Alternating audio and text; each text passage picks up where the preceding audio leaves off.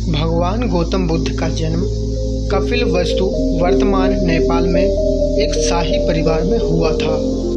उनके पिता का नाम सुद्धोधन था, जो कि कपिलवस्तु के राजा थे।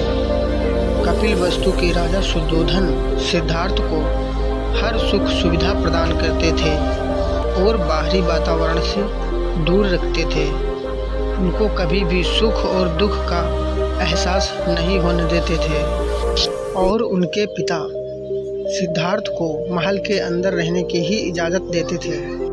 एक दिन सिद्धार्थ ने महल से बाहर निकलकर 4 दृश्यों का सामना किया। एक बूढ़ा आदमी, एक बीमार आदमी, एक मृत शरीर और एक साधु संत।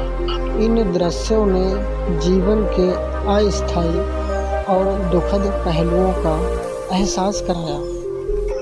इससे प्रभावित होकर सिद्धार्थ अपने वैभवपूर्ण जीवन को त्यागने लगे और ज्ञान की खोज में निकल पड़े। सिद्धार्थ ने कई वर्षों तक कठोर तपस्या और ध्यान किया।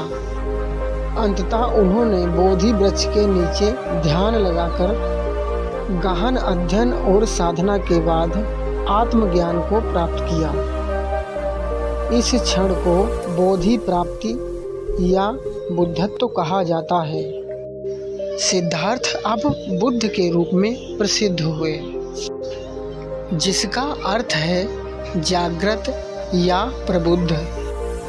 बुद्ध ने 4 आर्य सत्य और 8 पथ की शिक्षाएं दी। उन्होंने सिखाया जीवन में दुख का कारण इच्छाएं और अज्ञानता है और इनसे मुक्ति पाने के लिए सही आचरण, ध्यान और समझ की आवश्यकता है। बुद्ध ने अपने जीवन के अंतिम वर्षों में अपने उपदेशों को फैलाया और धर्म की शिक्षा दी। उन्होंने जीवन की सच्चाई और मार्गदर्शन प्रदान किया, जिससे लाखों लोग प्रेरित हुए। उनकी शिक्षा आज भी विश्व भर में प्रासंगिक है और लोग उनकी शिक्षाओं से मार्गदर्शन प्राप्त करते हैं।